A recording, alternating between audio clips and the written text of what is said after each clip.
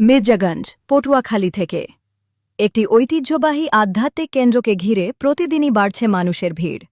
পটুয়াখালীর মির্জাগঞ্জ উপজেলার ইয়ার উদ্দিন খলিফা সাহেবের মাজার এখন ভক্তদের অন্যতম আকর্ষণের স্থান।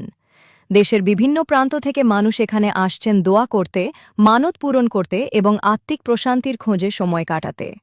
স্থানীয়দের মতে ইয়ার উদ্দিন খলিফা সাহেব ছিলেন একজন আধ্যাত্মিক সাধক, যিনি তার জীবদ্দশায় মানুষের মাঝে ধর্মীয় শিক্ষা ও মানবিক মূল্যবোধ ছড়িয়ে দিয়েছেন।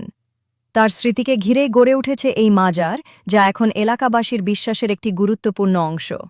প্রতিদিন সকাল থেকে রাত পর্যন্ত মাজার প্রাঙ্গণে দেখা যায় ভক্তদের আনাগোনা।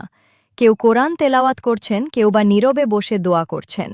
বিশেষ করে ওরসের সময় এখানে হাজারো মানুষের সমাগম ঘটে, যা পুরো এলাকাকে প্রাণবন্ত করে তোলে। মাজারকে ঘিরে রয়েছে নানা লোককথা ও বিশ্বাস। অনেকেই দাবি করেন এখানে এসে আন্তরিকভাবে দোয়া করলে তাদের মনোবাসনা পূরণ হয়েছে। তবে এ বিষয়ে ভিন্নমতও রয়েছে। অনেকে এটিকে শুধুই বিশ্বাসের বিষয় হিসেবে দেখেন। এদিকে মাজারকে কেন্দ্র করে স্থানীয় অর্থনীতিতেও ইতিবাচক প্রভাব পড়েছে। গড়ে উঠেছে ছোট বড় দোকানপাট, খাবারের স্টল এবং বিভিন্ন সেবা কার্যক্রম। সব মিলিয়ে ইয়ার উদ্দিন খলিফা সাহেবের মাজার এখন শুধু একটি ধর্মীয় স্থান নয়, এটি একটি সামাজিক ও সাংস্কৃতিক মিলনমেলায় পরিণত হয়েছে।